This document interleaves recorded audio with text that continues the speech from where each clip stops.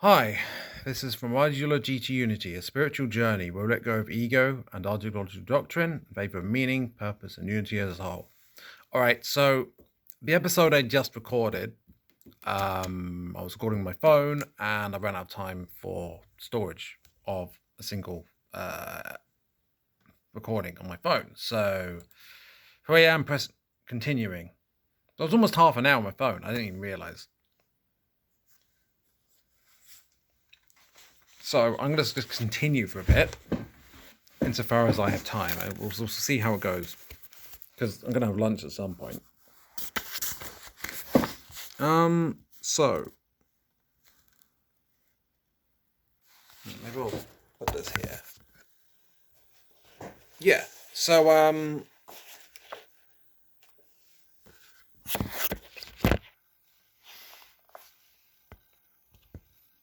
I can't zoom in and out in this mode.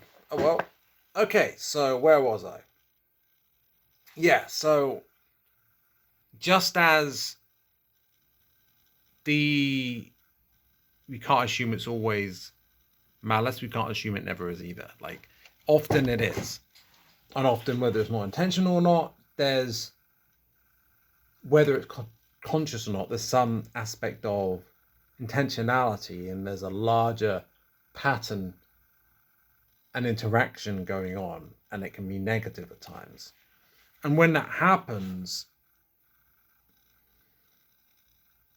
there's this issue of how it gets intensified sometimes by the way technology has been done and set up, and often deliberately.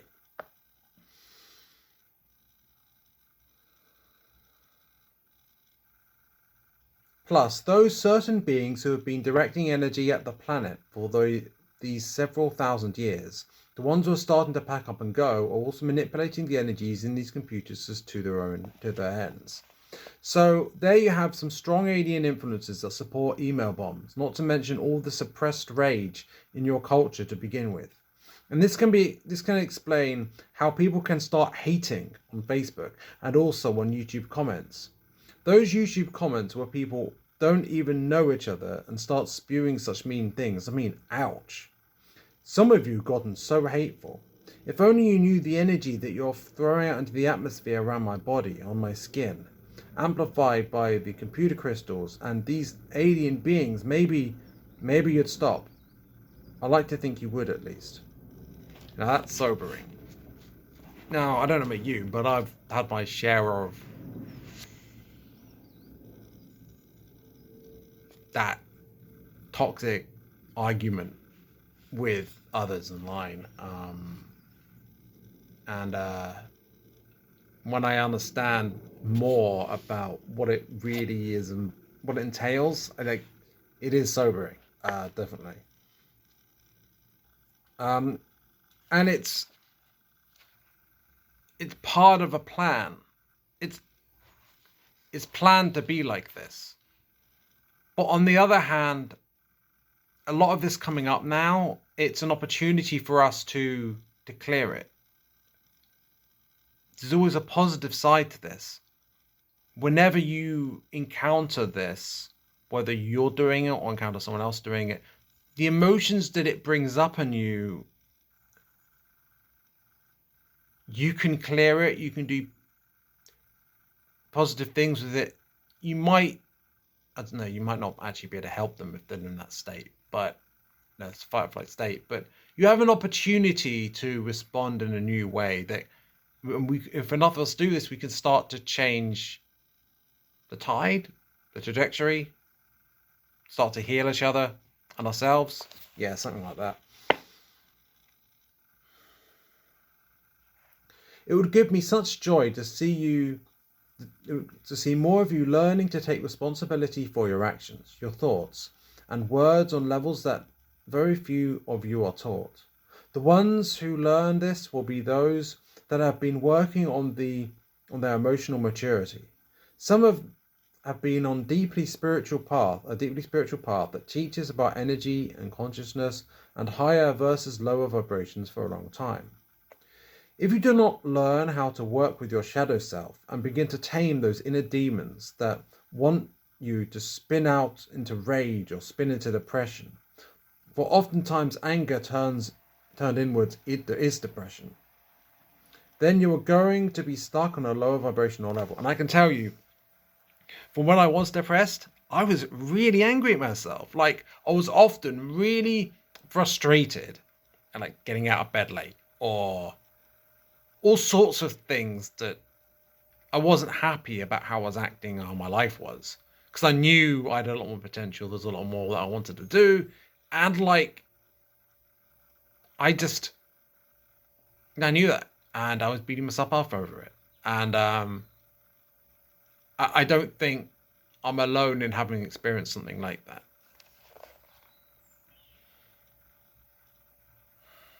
This is only going to get more and more uncomfortable as the energies on me are pushing all of you to heal beyond these low vibrational places, to tap the Christ consciousness and live in your higher chakras. So this is increasing as you move into a certain place of part of the galaxy, as more and more people raise their frequency, as there's a shift to fourth density or the 5D, there's this increasing upward pressure of frequency and energy. And it's literally, the way I see it is like, I suppose it's kind of like the tide is rising, or lots of bits of light rising, and essentially the chakra within our chakras and energy bodies, it's rising up, and it comes to this conscious surface from the unconscious. It rises out of the water into the consciousness, and we are suddenly confronted with all this negativity, all this bitterness, all this rage, all this fear, all this hatred, all these emotions, all the shame. We think it's coming at us from nowhere. Like, where is this coming from, right? We already felt that way. We just didn't know we felt that way, right? So someone says this thing and suddenly you feel really angry, right? And it's just that thing that really bothers you when you hear it said, and it's just like, maybe your sibling said it and they know how to press your buttons or whatever, they say that thing and you're just like, and here's the thing. It might feel like they made you feel that way, but you already felt that way. They just made you, what they did was just a catalyst for you to consciously feel it, as opposed to being unconscious. It was already there. Otherwise you wouldn't have felt it. And perhaps you attracted the situation by how you felt subconsciously, and the energy in relation to that attracted that negative situation into your life. But that gives you an opportunity to clear it. And that's part of why it happens. It's not just that you attract negativity, but you also attract the opportunity to heal. It comes hand in hand. What many are starting to learn is your mind is also so clever at creating stories. Umpteen million stories, and your brain will repeat these stories until there is a deep groove within that part of your brain that is practically vast tarmac. Your scientists have discovered these brain tissue paths and how thought that is repetitive becomes stronger and stronger, more deeply embedded into the brain.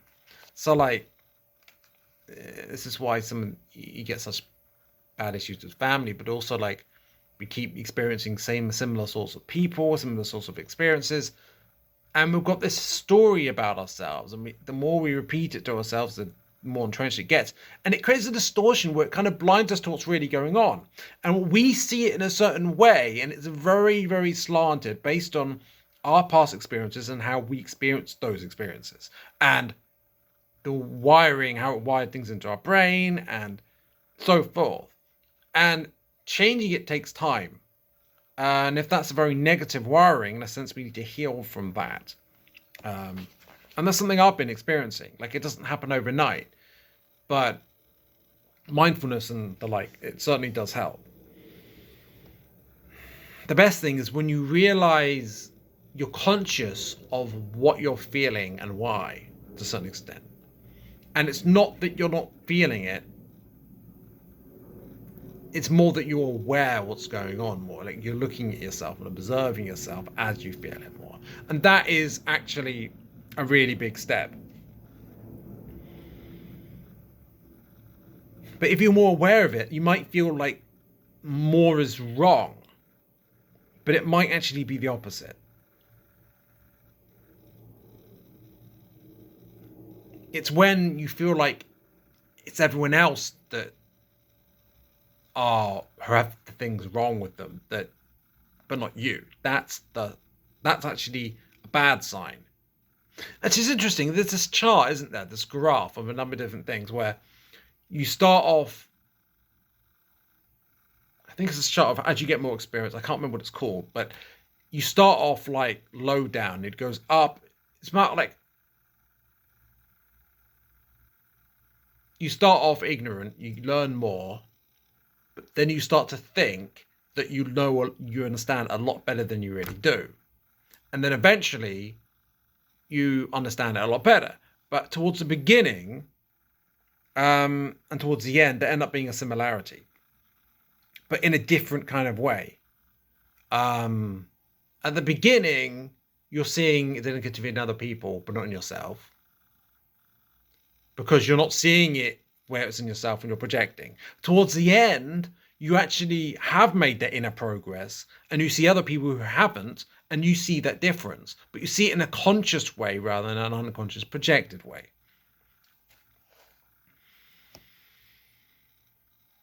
There are certain prevalent stories in your culture many of you have taken as truth, thanks to how you were raised in your nuclear families and standard school systems. These have gotten practically cemented into your thinking. Here are a couple of them. I'm not good enough. Well, it's easier to understand how most of you believe that you're not good enough when you're sent to school where only one child is the best one in the class, and that is the one who got the A+++, and everyone else is judged as lesser than compared to that one child. And this external judgment system continued for 18 years for you, and into college, and even more school for some, and who made it all the way, most who made it all the way into what you call higher education have somewhat lighter self-esteem, since they made the choice to continue to the system for more education. But so often it happens only after years and years of internal struggle. And also, that the good kid might in class might actually get more envy as well, like from other kids, or they might have had to push themselves further potentially, and actually be more conditioned through that, which might be worse for them potentially. Plus, your school systems mostly only teach to certain intelligence types, the verbal, logical ones for the most part. Those gifted in art or music or naturalist science sensitivities, or have the intelligence to understand distance and movement, are mostly ignored by your school system and left by the wayside. Many leave school and enter the job market prematurely where they can't compete that well. They end up getting lower paying jobs and live a life of lower self-esteem in the competitive world, which you've created where the community values of sharing and taking care of each other equally have been forgotten. And if we knew what's come to our society, how we've been affected, what it's come to, like we don't know how far we've fallen. I've said it before, because it's normal. And what's normal to us is simply a matter of what we're conditioned to, what we're used to, really. There is this common internal story. I'm in trouble. Your churches, synagogues, and temples have instilled a way of controlling you and keeping you from returning to them through guilt. There's nothing like a fear of damnation and hell to keep you in line, an overwhelming set of beliefs too complex to go into here. But these teachings are untrue. Let's just say that these religious teachings feed a person's shadow better than oats feed a starving horse. They also feed the church's coffers. And I will add, that's exactly as the inorganic ones, the negative aliens, and the cabal, that's exactly how they want it. Right? they want to feed that shadow, and that they want more people to have that shadow and negative interactions with others, and either like they want more people to fall to negativity and then hurt more other people. They want some people to kill themselves. If they want as many of the horrible tragedy and negativity, the stuff that is facilitated with more people having repressed stuff in their shadows that they haven't dealt with, whether it's because they're secular and they don't have an outlet, or whether it's because in a religious way with organized religion they have all this repressed guilt and shame and stuff, like whatever the cause, like they shape things so that there's more pent up negativity, and that's their intention, is to, I suppose, that they want us more and more crazy with our own pent up negativity. I mean, it's pretty depraved what they really want, really. But then again, they themselves are like that. I mean, otherwise, why would they want that?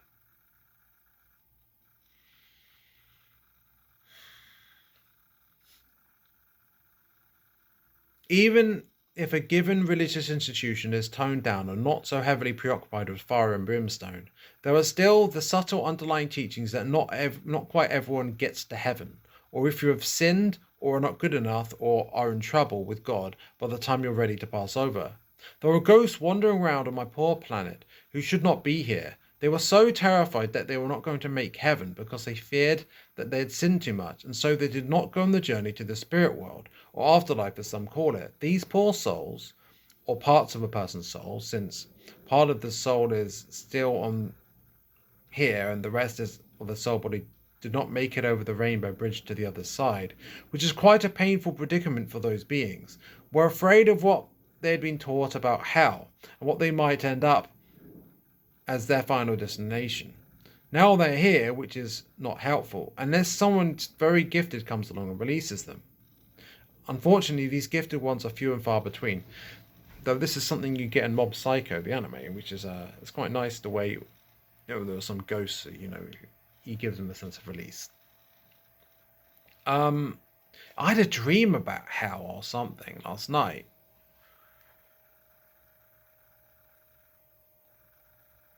I can't remember what it was, but there was this quick hell that was really intense, and then there was a slow hell that wasn't as bad, but lasted a lot longer.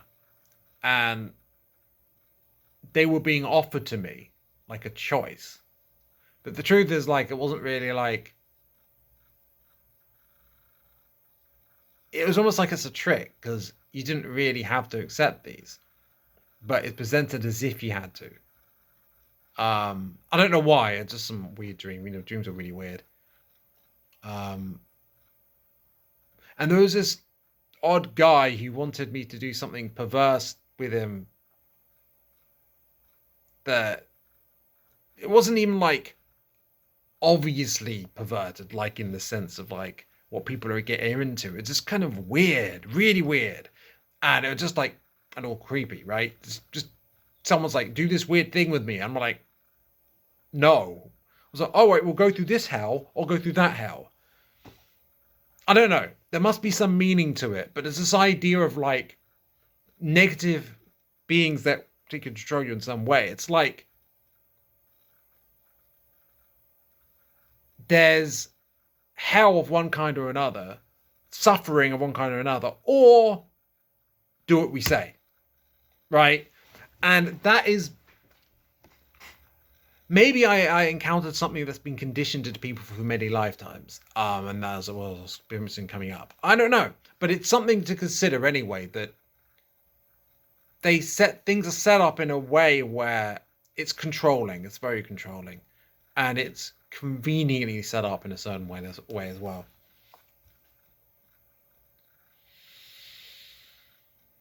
Oh, how far through am I? Oh, right, yeah, 20 minutes.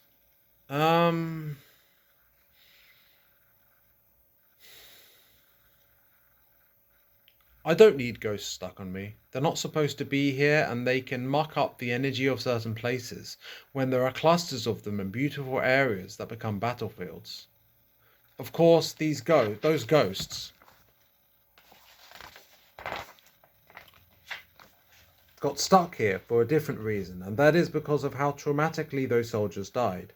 The sadness they carry with them is most unpleasant to have lingering here.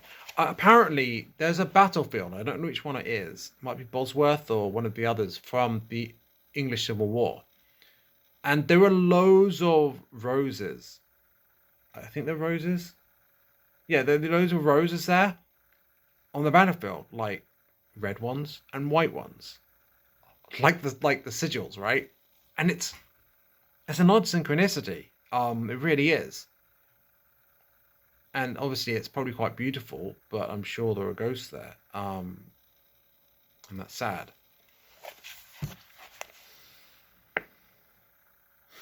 The anger, guilt, shame, depression, and low self-esteem that collectively add up to create a dank blanket of heavy energy across most city and suburban areas is tough for me.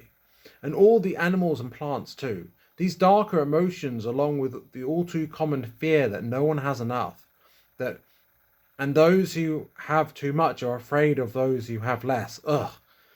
Add all of this up, amplified by the crystals in your computers, and this is a collective, nasty, energetic song that makes me sad. If I had a stomach, I'd feel a bit nauseous from all the corners of me, especially where the generations of warring continue. The Middle East is rather a mess. Okay, I don't have a stomach, so I can't get nauseated, but it makes me feel off. And it makes all the other four-legged winged ones, finned ones, and all of the other beings of this planet feel off too. Not to mention those dealing with possible extinction. I know I've said this before, but it bears repeating. This is especially true for the sensitive dolphins and whales who are so very, very intelligent, and their entire lives depend on the energy resonance in the oceans. Song vibrations are their communication, their way of finding food, their means of playing, of finding their mates and babies, their very survival.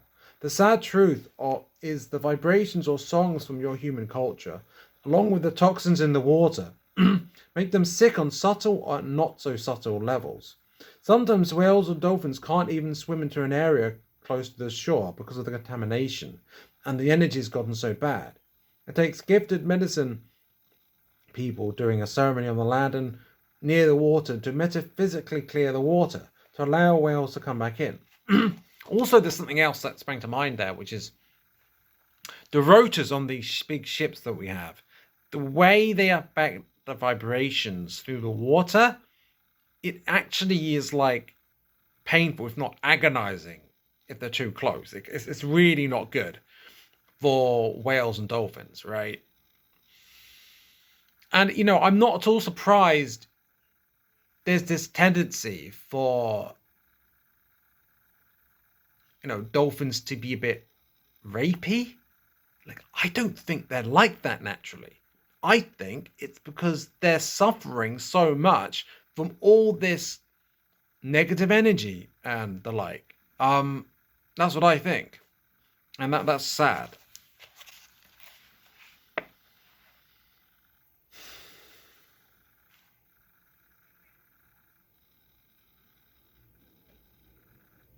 The whales and dolphins are highly evolved spiritual beings in the physical, just as you two-legged beings are.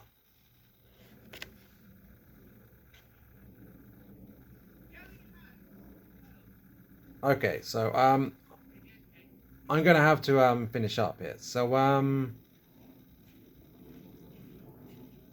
yeah, but it's really sad what's been happening to Gaia. I mean, I'm not done with this, but I could do more of this later. And yeah, so luckily she's going to be able to heal. We're going to be able to heal. Things are on an upward trajectory. Things are getting better. It just it takes time, and it just gets to a crescendo of pain before it starts to heal. I guess that's just what came to me. Anyway, Thank you for listening, and bye for now.